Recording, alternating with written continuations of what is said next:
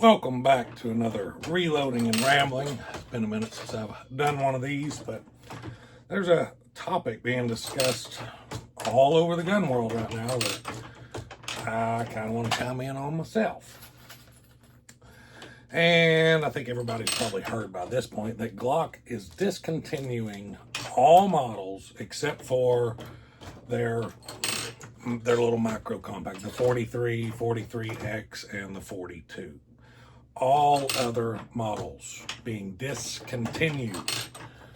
Why? Why would they do such a thing? Well, apparently it has to do with the lawsuits coming from California, Illinois, and I believe New Jersey, saying that the firearms are readily convertible to rat-a-tat-tats, that they accept the switches easily. There's a couple things I want to say about this. One, I've never seen compliance lead to something better. So, on that note, I'm going to say, well, I'll just tell you what I'm going to do. I'm going to go ahead and make sure that I have all the bases covered that I want to cover with Glock before this new V model comes out that's supposed to replace all of these models being discontinued. Now, they're going to continue to ship. I think they said until late November, somewhere in there, the models that are currently being produced. Don't know how long it's going to be until their new V model comes out. But I'm not saying to go out and panic buy or start hoarding up all the Gen 3, 4, and 5 Glocks. But I'm saying this, from what I've seen with Glock, their attempts to really innovate something, especially in a quick manner, are pretty lackluster, historically speaking. Just look at the safety on the military version of the Glock 45, the 19X. Did you ever see the safety that they put in there? It looks like they just kind of went and stuck it on the side of a regular standard old Glock, and it looks terrible. The ergonomics of it was terrible. The functionality of it was terrible. The Glock 44, the 22 LR rollout, that wasn't all that great either. So I'm saying, from my perspective, I'm going to make sure that I have everything that I want in Glock in what is currently available. I'm probably going to go ahead and pick up like probably a Gen 3 Glock 23, because even the Gen 3s that they've been producing for a while now, just to go to California because it was on the registry or whatever, those are going to stop too. So all the Gen 3s that everybody kind of likes Gen 3s, I think, those are going to stop as well. So I'm probably going to get me a Gen 3, maybe a Glock 23, maybe, I don't know, maybe a Glock 33, 357-6. Anyway, I'm going to get a couple of the little oddball, obscure ones that probably don't have much of a chance of making it into the early models of the V series. And then let everybody else kind of test the V series out, because, like I said, I don't have a lot of faith in Glock's innovation. The other thing that I kind of want to talk about here is how scary this slippery slope can become.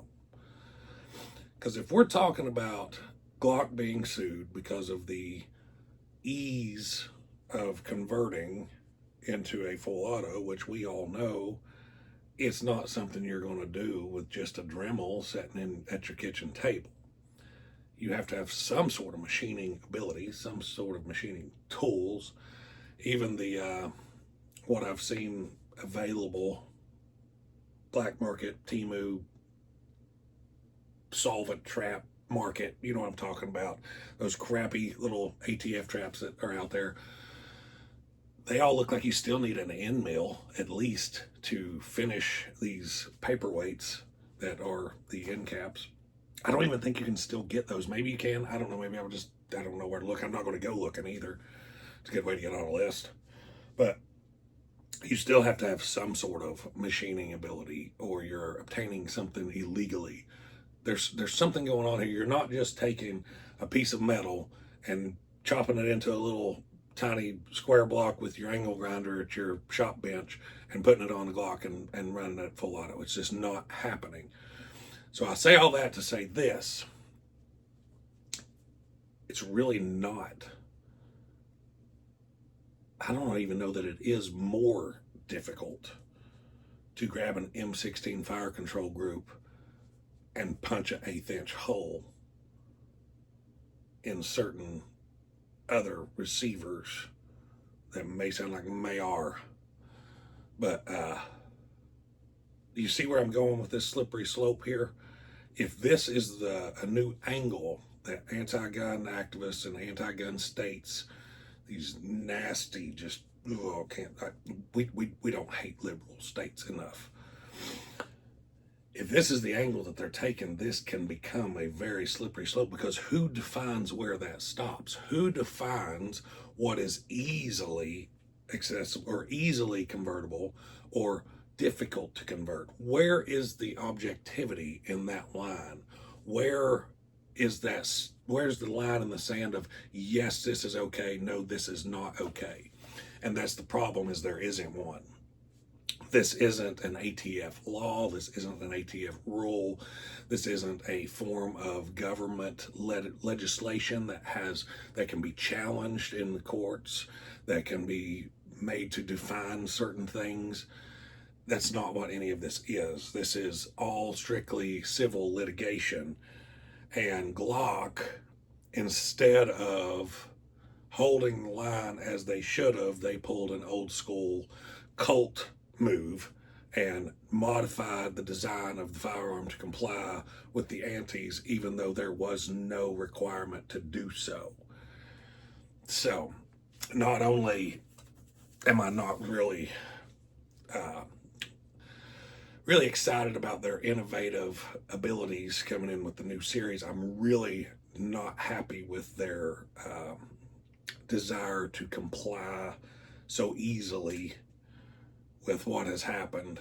I believe if they would have stayed the line, we could have some challenges to the California law that was put in place to stop Glock sales in California. That can be challenged in court. The civil lawsuits against Glock, not so much. But if they'd have just held the line, kept doing what they were doing, worked with gun groups like, the GOA, I'm not gonna say the other one, NRA, they haven't really done much, but there was some hope there too. And honestly, with the Supreme Court and the courts the way they are now, there was a lot of hope. It was actually almost certain that would be squashed, even in California.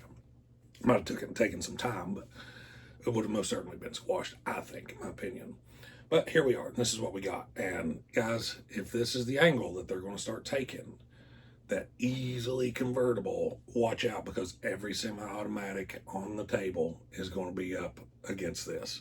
It doesn't matter. Unless it takes a manual action to cycle it, they're going to say, oh, well, this is easily converted too. You can easily convert this. If you just had a machine shop and a lathe and an end mill and a CNC machine, if you had all that, you could convert this, and that's easily done. How are they going to say that? How are we going to say that's not easy? To them, that's easy. To us, it's not easy. To other people, it is. There's no objectivity here. That's why it's so scary. There's no legislation saying this is easily convertible, this is not. There is ATF law that talks about what is considered machine gun or readily made machine gun, considering parts, tools, all that. But even that is somewhat subjective. But there is definition to it. There is not with what's going on now. So beware, guys, beware. Glock bowed down to the crown, and now we're all going to watch the dominoes topple because of it. So that's where I stand with it. Let me know your thoughts down below. Till next time, guys, stay tuned.